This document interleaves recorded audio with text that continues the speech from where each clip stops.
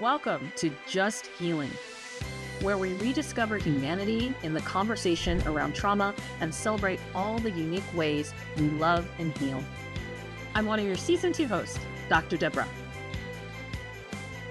Let's listen, let's learn, let's heal.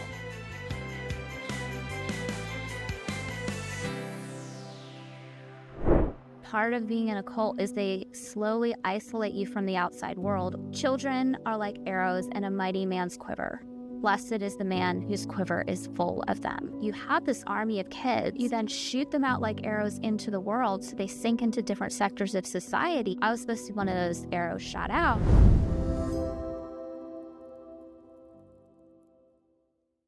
Welcome, everybody. This week, we will be talking to Ashley Easter. I am very excited to have her. I went on her podcast, and she's going to be talking about survival and how to move forward in empowerment. And it's just going to be an amazing, amazing, amazing show because she's also a cult survivor. Welcome, Ashley. How are you? I'm doing so good. I'm really excited to be on your podcast today. I'm excited to have you. And why don't you introduce yourself to everyone? Sure. So I'm Ashley Easter. I am a cult survivor, as Dr. Debra mentioned. And after I left the cult, I started an organization called Courage 365, where we help empower survivors of abuse, particularly those who've gone through abuse in faith or religious context. Well, you do much more than that. I'm sure we will hear about it because your organization is amazing. And so I am so thrilled to have you here today. And one of the things we also talked about was talking about educating people about what a cult is and in the the nuances, and you coming from inside of one would really help people understand it, because there's a lot of stuff out there about cults that's not true. And there's a lot of stuff out there that could be really harmful to people. And so why don't we start with what is a cult? And I can define it psychologically, but I'm sure you're going to give me a definition and the viewers and the listeners something that's, going to be very unique. A cult is usually a group of people who come together, and they come together for something common, right? But one of the things that people don't realize, every cult has a charismatic leader, and they have someone that they're usually following, correct? Yes, so that's true. But in the age of the internet, that charismatic leader sometimes is a charismatic set of belief systems or set of leaders. So it isn't always just one person anymore. But typically there is someone or someones at the top who are kind of the quote unquote inspiration. So when people think of the word cult, there's actually a lot of definitions for the word cult. And I know some people have thought of a cult as just, maybe a different belief system from the traditional large world religions. But that's not what I'm talking about. I'm not talking about just new religious movements. What I'm talking about when I say a cult is a high control group, a group that really forces you to bend to their rules. It's often very isolating. There's generally a lot of manipulation, and in many cases there can be abuse and different types of misconduct. One kind of myth about cults is that they always have to be in these walled compounds, that it's one of these extremist groups where people are drinking Kool-Aid. Don't get me wrong, that happens 100%. But cults actually exist on a spectrum. And so you have those, very extreme, dare I say, death cults. But then you have sort of this range in between that and a healthy group. And so not every cult is going to look like a Jim Jones or Scientology or something like that.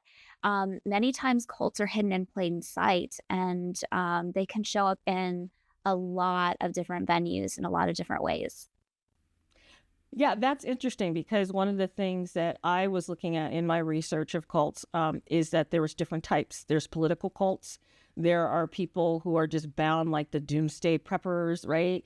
But now in the age of the internet, like it's taken on a whole new flavor. It's taken on like these layers of, what a cult becomes, how people react to things. It used to be all religiously based, and it's really not. I mean, there is a religion as a component, but sometimes it's like all these broad categories that can, really take a different shape.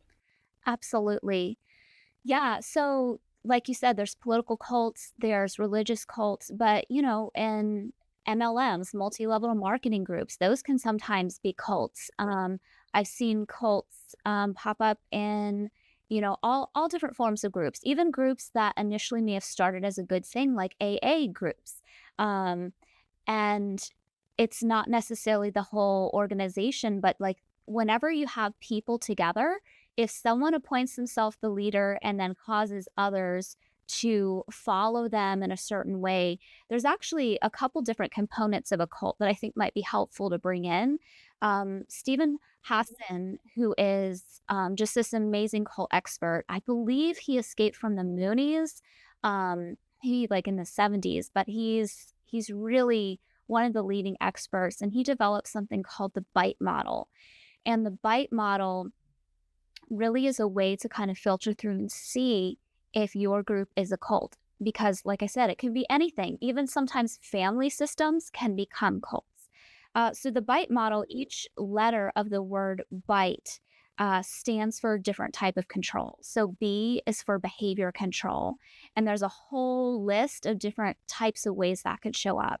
The I is for information control. A lot of times, cults not only want to control how you act and behave, but they also want to control the kind of information you have access to and the kind of information you put out about their group. T is for thought control. So it's not good enough in most cults for you to just be behaving according to their rules, but you also need to think like them. And they'll often use different thought stopping behaviors to cause you not to think outside the box, not have influence by other people. So you really are indoctrinated in this one way. So that's BIT. And then the E stands for emotional control. So this can be emotional manipulation. This can be guilting and blaming and shaming, fear tactics, those kinds of things. But in this bite control model, each category has a long list. And if somebody thinks, I don't know if I'm in a cult or not, it seems like there's some fishy things going on, I would encourage them to look that up, kind of go through that list, because it really can help you determine whether the group you're in is healthy or not. Yeah, I mean, that's amazing. I always learn something from people that come on the show, but I always learn something in life because that is like so easy for people to remember. It's kind of like if you're bitten and what do you do, and like having all these steps.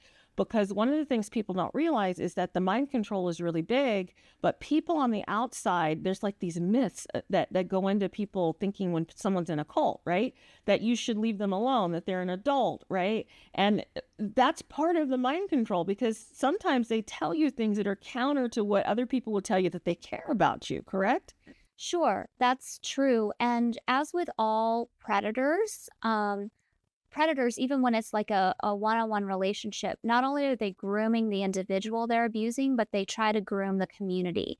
And so that is kind of the same with cults, but just on a more collective level. So not only are they trying to control the thoughts and actions of the people in the community, but they're trying to put out a particular perception outside of the community as well.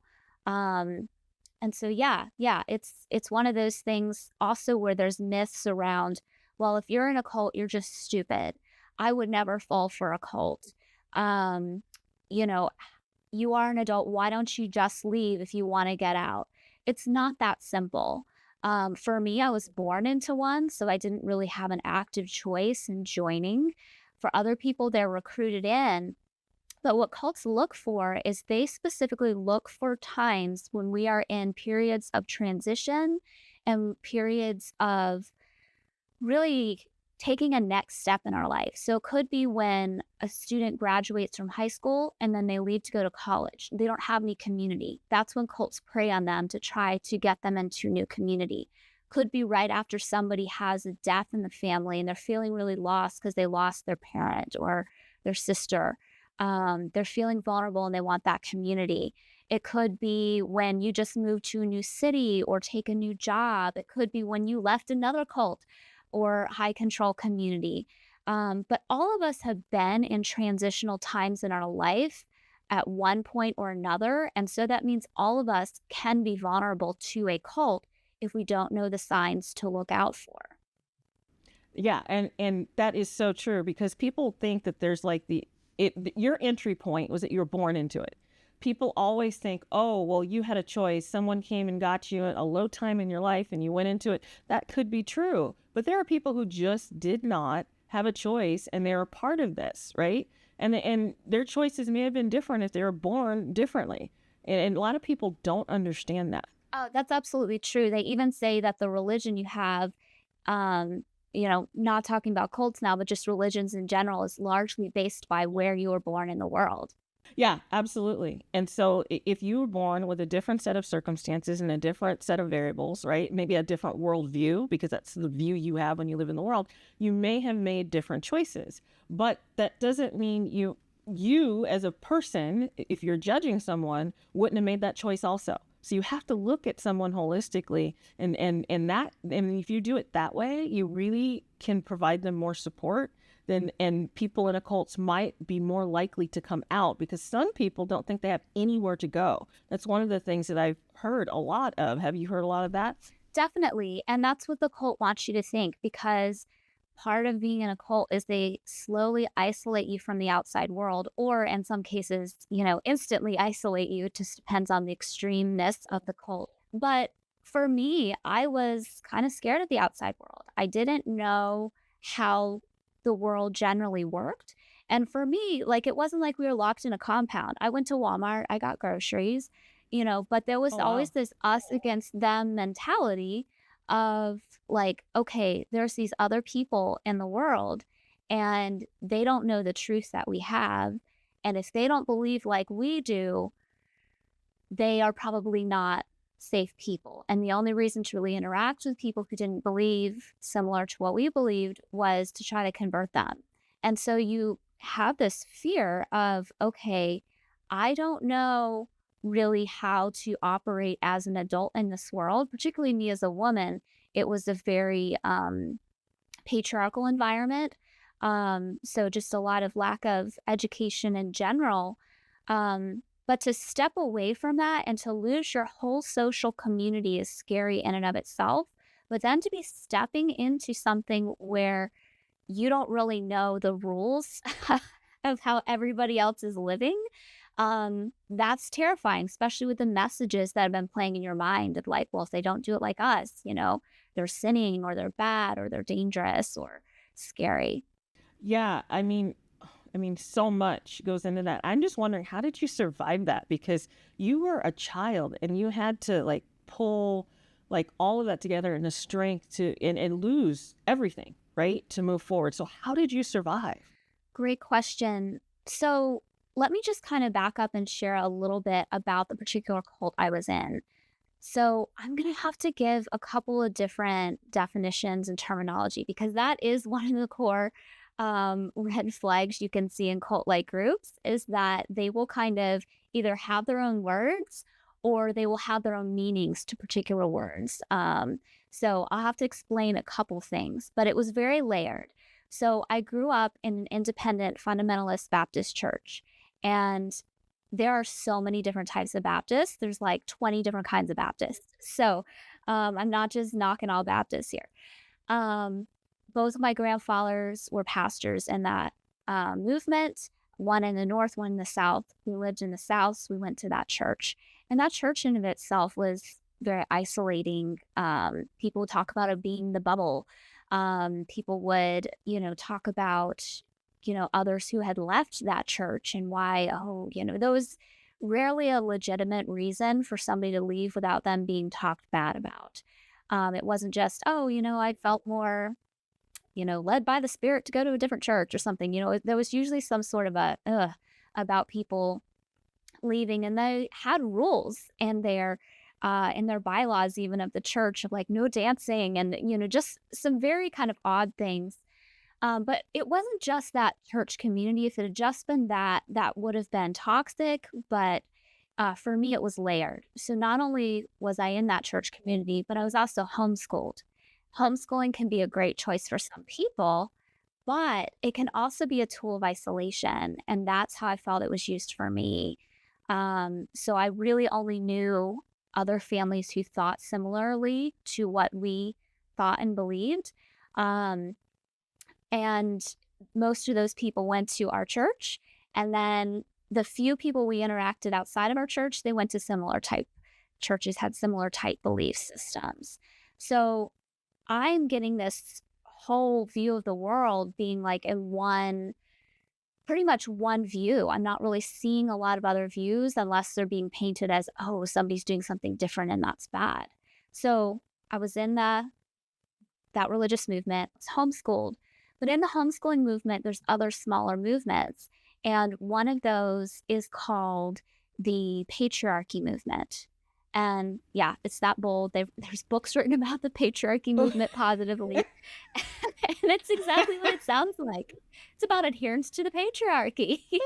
So yeah, yeah. I mean, just spell it out, Yeah. Don't beat around the bush. So that one's a bit self-explanatory.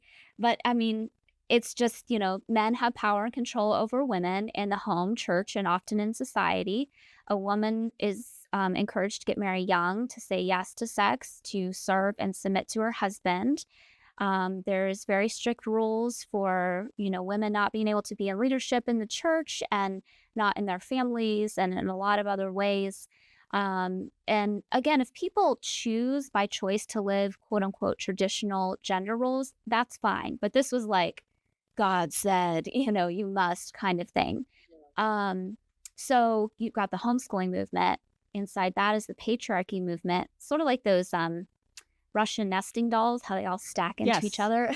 So there's another So you had movement. layer upon layer upon layer upon Yes. layer. Yeah. Yeah. So inside the Wow. patriarchy movement is the movement called the Quiverful movement. And not everybody's heard of that term before. The No. closest pop culture examples I have would be like the Duggars, 19 Kids and Counting. You might have Yes. seen on TV. Yeah. Yes. There's another show called Welcome to Plathville, very similar. That was probably a little bit more along the lines of what my family was from what they showed on the show. But the Quiverful movement, the name comes from this idea. They take this scripture out of the book of Psalms in the Christian Bible, I think way out of context, but it's something like this. Children are like arrows in a mighty man's quiver. Blessed is the man whose quiver is full of them. So they take that verse and are like, to be a blessed man, you should have a quiver full of children. So a lot of families would not use birth control, and they would just have lots of kids. There was only 5 kids in my family, and I think there's some reasons why we were a, quote, smaller quiverful family. I suspect maybe medical things. But other families had 10, 12, 14 kids that we knew.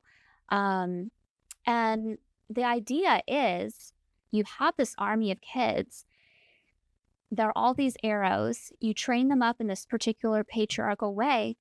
You then shoot them out like arrows into the world. So they sink into different sectors of society, like the home, church, government, media, schools. Like they had this whole plan called the 200-year plan.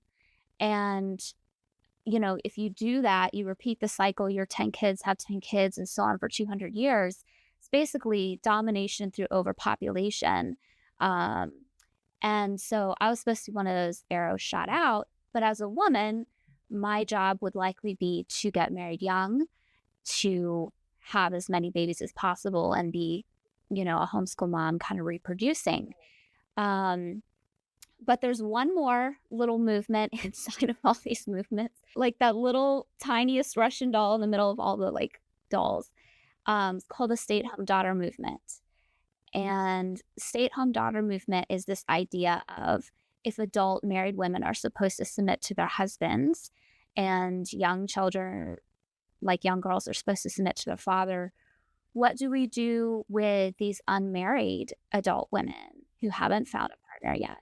And so that's where the stay-at-home daughter movement was created. You were to submit to your father, even as an adult woman, until he gave you away in marriage to a man you then submit to for your entire life. A lot of girls did not go to college or higher education.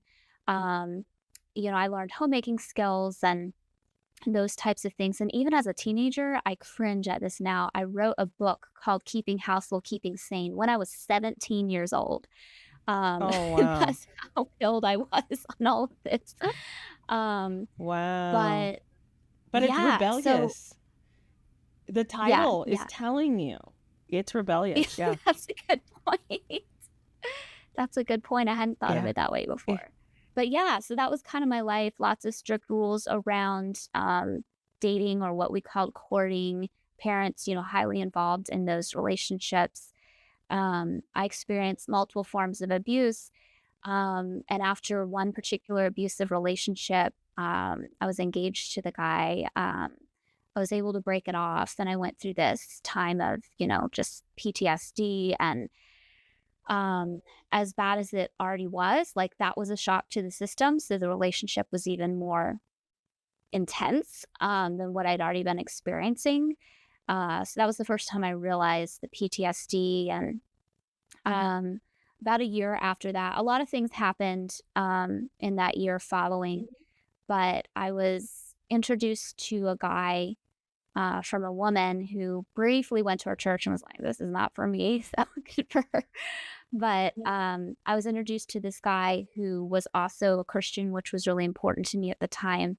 But he believed in equality for women, and he had like a whole theological framework, and we talked. And anyway, I was trying to debate him. I wanted to debate him because I was like, how could you be leading people astray? And, you just must not understand this properly. Women are supposed to submit. And anyway, the debate didn't have to happen because I started researching and realized that, oh, wow, I've been lied to for my whole life. And so for me, it was an information thing, whereas outside information had really been um, either seen as bad and dangerous, or it just wasn't available. When I started looking into, okay, what's this thing called equality for women? Oh, that actually makes more sense, and it can be squared with faith if you want it to.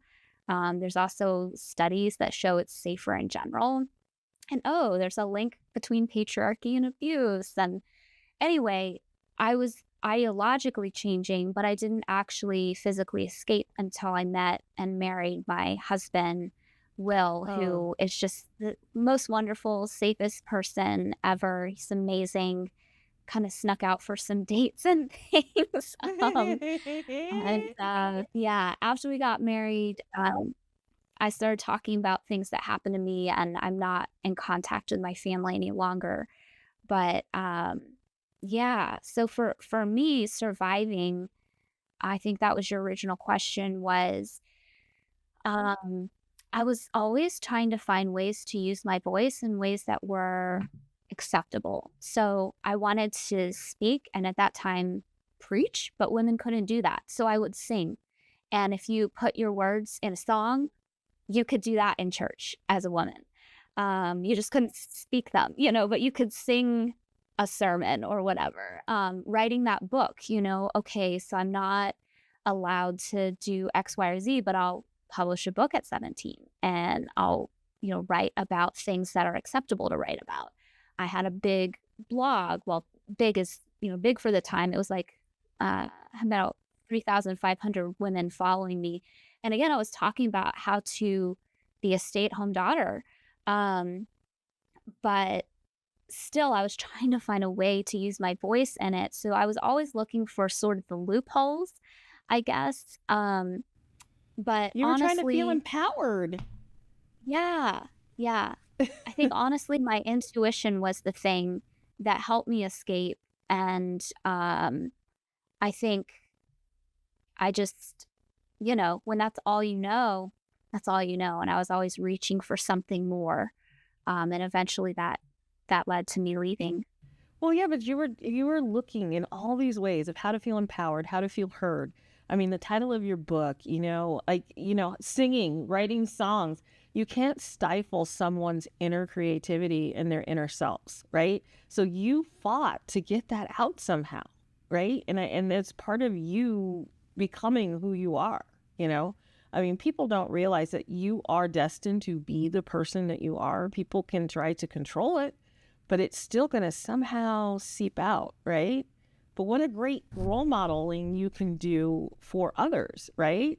I mean, what would you tell someone who's in a cult right now? What would you say to them? If you think something feels off, it's probably not just you. If you ask questions and they shut you down, that's probably actually a indicator that you're in a high control group. Um, you should be able to ask questions freely, and if you can't um, get to the truth without people pushing back, then let that be justification that yeah, something's off here. The other thing is trust your gut, listen to your intuition. Cults try to shove that down by doing these thought stopping techniques, whether it is if you start to think differently, oh, you need to pray more, or no, oh, you need to meditate, or oh, you need to chant, or do these all day song things, or go to these seminars so you literally don't have time to think. But as much as you can, try to get some space where you're alone with your thoughts and not having everybody else flooding your brain with information, and listen to that quiet voice, that calm, cool, clear, collected voice of your intuition, and that'll guide you. That'll guide you. There is so much help and support outside. It was hard leaving. There are consequences for leaving, but I'm so much happier today. Um, and I found so many people who've gone through similar things, and you won't be alone when you leave. It's not as bad or scary out here. In fact, it's really great. That it is great. I mean, because it's a different perspective, and there are people who want to still live that life, but there's also a lot of boundaries that are around it that, putting something out there like this could help a lot of people, right? And your organization does a lot of things. Like you talk about thriving and intuition. And why don't you tell us more about what you do so that people can reach out to you if they need to, because you are such a great resource in everything that you do. Thank you. So there is a lot that Courage 365 does. We have a variety of free resources. And if you go to courage365.org, you can click on the free resource tab, and there you'll find ebooks. Like one of them is called What I Wish I Knew Before I Left. And it's different voices from different survivors in our community of wisdom that they wish they had known before they left abusive environments, whether it was a cult or something else. We've got one on setting boundaries around family. We've got one about how to reduce trauma triggers. We have some free resources like that. We also do online events. We have a show that we do called Courage Conversations, where we interview experts on healing from all sorts of abuse. We have a 30 Days of Courage event we do in October. That's where Dr. Debra and I met. She was an amazing speaker for us. I'm sure you can catch the replay if y'all want to tune into that. But we do a lot of educational things. We do a lot of referring people to different services that they may need. And something that we're kind of working on the side now, we haven't made it completely public, but we are actually helping facilitate some escapes, giving some consulting in situations like that. Again, that's very, we're doing it in through the form of coalitions and things such as that. So just reaching out to us alone, we're probably, not the first line there, but we are contributing to groups that are helping with some escapes from some high control groups. And then for me, aside from the nonprofit, I am the executive director there. I also have a business on the side, and I teach people how to trust their intuition. And so it's more of like a a coaching, life coaching type business. So they're separate, but obviously there's an overlap because I believe that intuition always leads us towards love and expansion. It always leads us towards healing and safety. And when we can trust ourselves, we can make safer decisions. Well, if you didn't trust your intuition, you wouldn't have started asking all those questions of that person who came to your church, right? And that wouldn't have led you to this path, and it wouldn't have led you to your husband, and it wouldn't have led you out of the cult itself, right? And so I think intuition is one of the most amazing things and gifts that we have, because that hair in the back of your neck, when it stands up, that is what you really need to listen to. And if things aren't adding up, that says something, because if things are truthful, then everything lines up. When things are, you like, that's not what you said, or that doesn't match this, there's something about that you have to start to question, and I learned in working with people, if people would just question more and not think, oh, I can't question because, oh, what if people look at me, or what do people think, or, they may be disappointed, we'd have a lot more people who may not fall into these things, right? So it's difficult. Yeah. Definitely. Yeah, that is certainly one of the top things of a safe community is a place where you're able to ask questions, that those questions are welcomed.